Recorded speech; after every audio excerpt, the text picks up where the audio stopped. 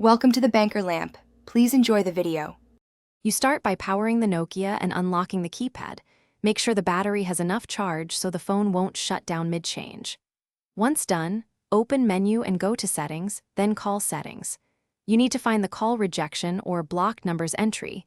This is where the phone keeps numbers you blocked. You're taking the first actionable step now. Identify that list so you can edit it rather than resetting or deleting entire contacts. You will now edit the Auto Reject list. Navigate into Call Rejection and open Auto Reject List. Use the navigation keys to highlight the block number you want to remove, then press Options and select Delete or Remove. This deletes the single entry without touching other settings. Make sure to confirm the action when prompted.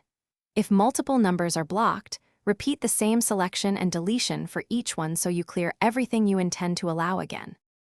Finish by restarting the Nokia to ensure the changes take full effect. A quick reboot often clears transient caches. Once it restarts, verify by asking the previously blocked contact to call or by checking the call log for incoming connections. If the number still appears blocked, make sure you're signed into the right profile and check whether a phone lock or security code is preventing edits. As a last resort, backup contacts and perform a factory settings reset. Thanks for watching. If this was helpful, leave a like and consider subscribing. See you next time.